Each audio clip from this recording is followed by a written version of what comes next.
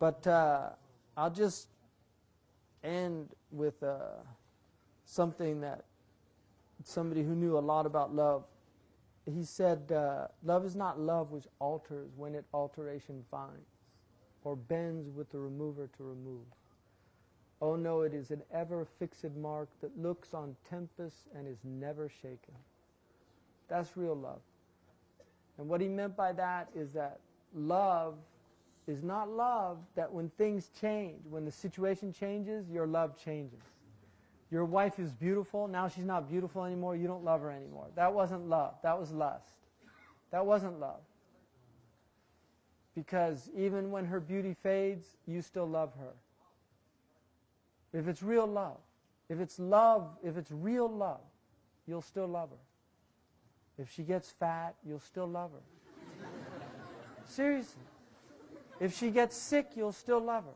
Because she'll still love you even though you're fat, you're ugly.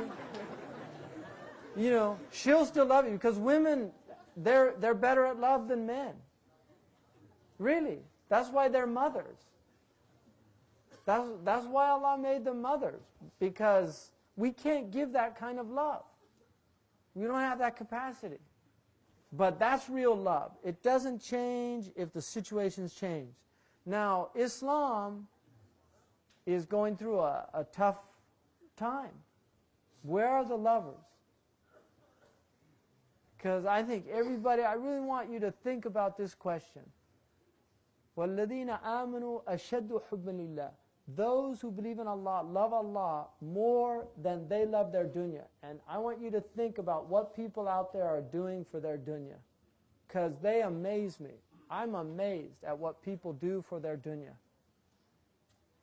And you have to ask yourself if you're doing 1/10 for your akhirah, what they're doing out there for their dunya. 1/10.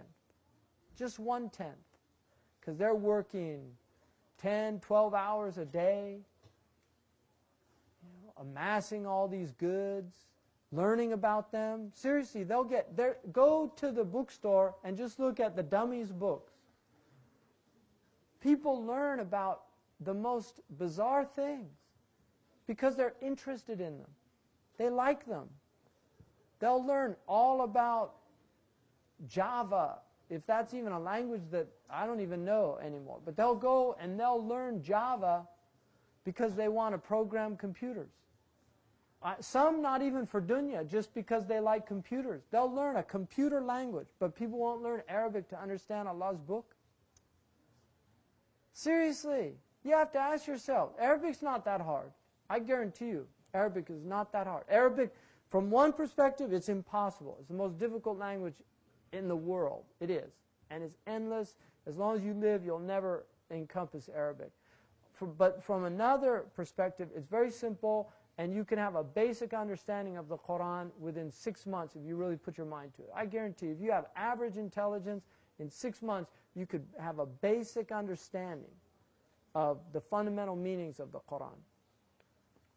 There's people, they'll learn, if they fall in love with a French woman, they'll get the lingual phone, they'll get the Berlitz, they'll go to the 6-month immersion course so they can say, Je t'aime.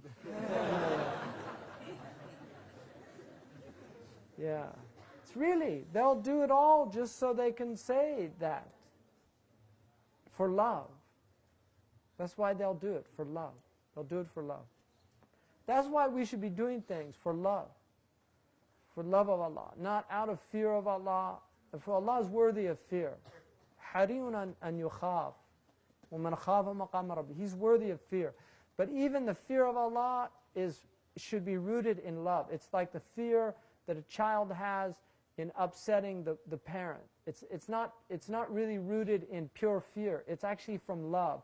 They love the parent so much, they're afraid of upsetting the parent. That's the fear of Allah. It should be still rooted in love.